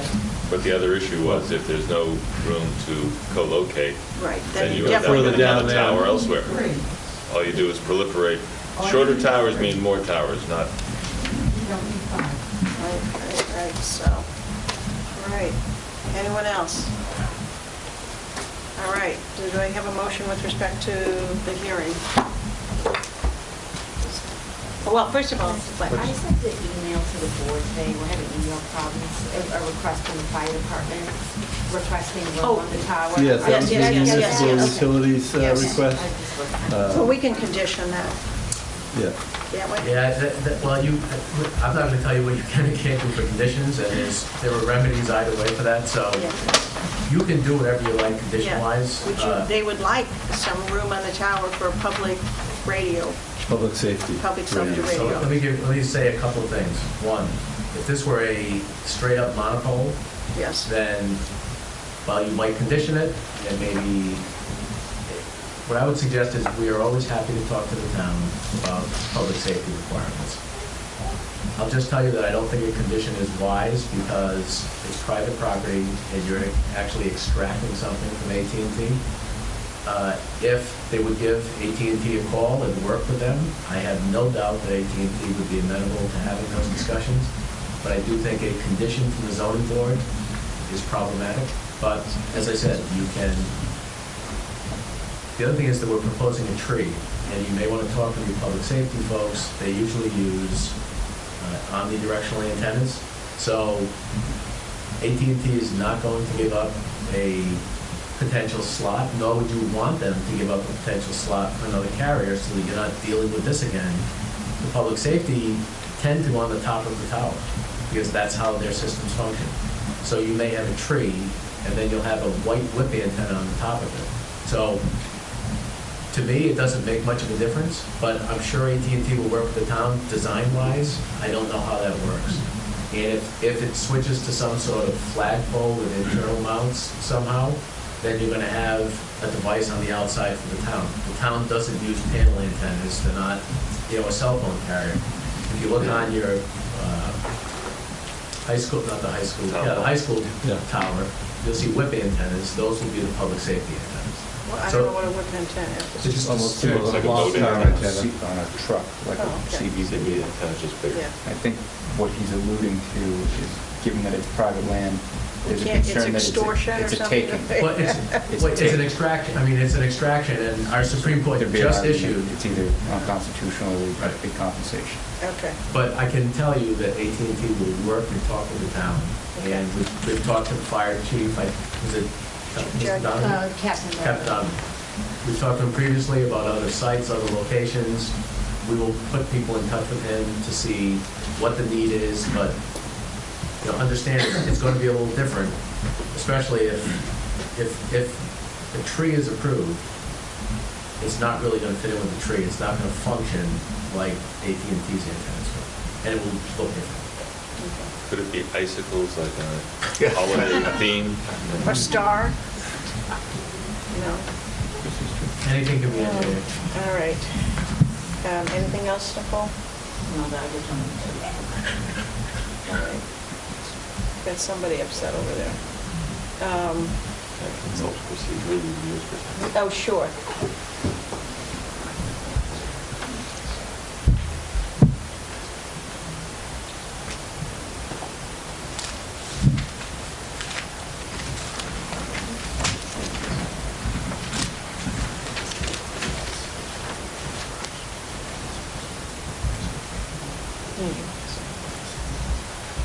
Can you see?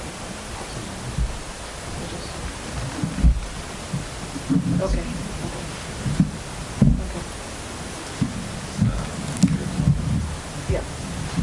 Yeah. I just consulted with the chairman. I apologize, but I did miss the last meeting, although I have seen it on YouTube, and I am not certified that I have read the transcript. So having missed one meeting, I'm going to not vote in this. I'll ask for three other members to make the vote. I know that two other members missed a meeting, but they're both certified that they've read the transcript and been. I've missed a step in certifying prior to tonight, and I apologize for that, but I think it's best that I not, that I excuse myself from voting. Well, are we voting to close the hearing, or? Well, that's the first That- question. you Because know?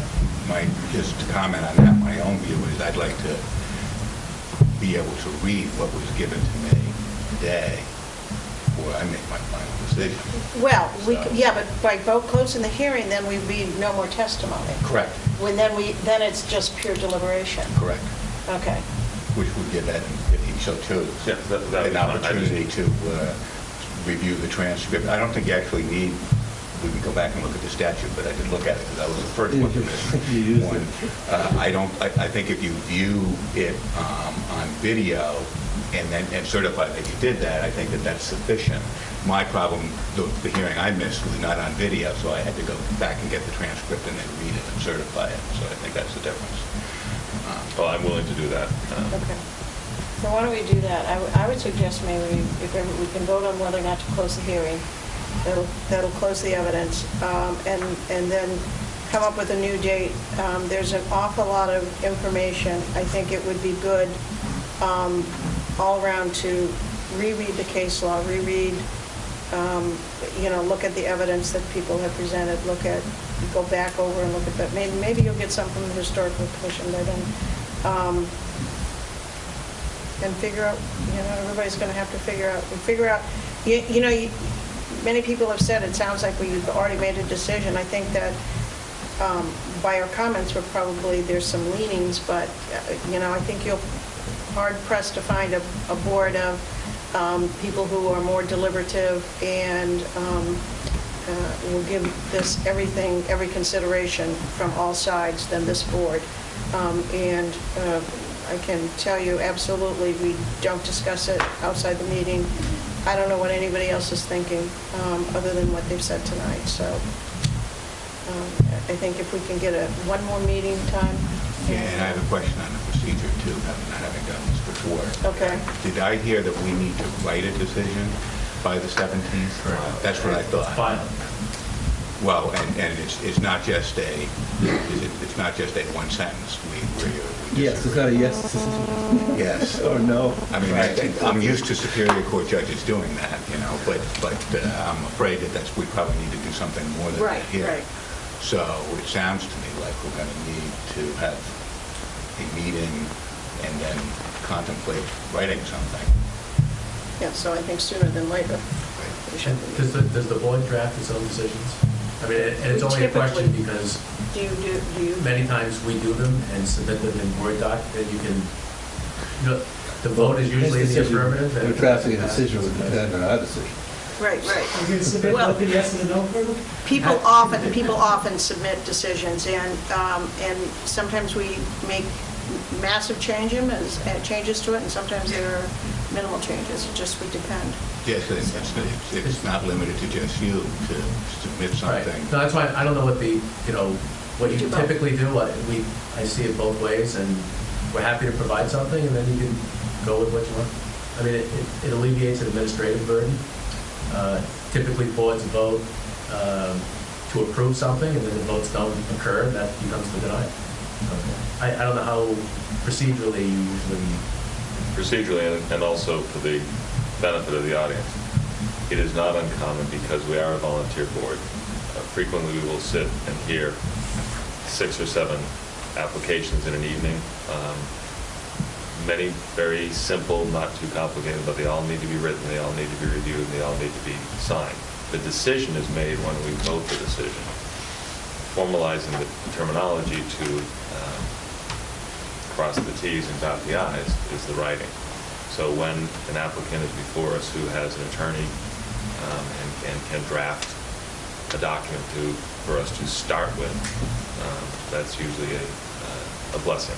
It's not intended to make it to slide anything unusual, and it just means we don't have to first type it out before we all review it. Typically, if we do our own decision, one of us is assigned the task. We write it up. We send it to Nicole. She distributes it to the other board members. We can't even have conversation by email. What did you mean by this? We have to have it go to Nicole, and it goes back, and we send our comments to Nicole. Any comments we have as a board have to be done in open session. So I don't know how it will go, but that's not an unusual offer on the part of an applicant. And it can be very helpful to make sure that we have the time to judiciously to review it. So, We do have a motion to close. motion to close the hearing? I'll move a motion to close the hearing. Second? All in favor? Yes. Aye. Okay. Hearing's closed. So,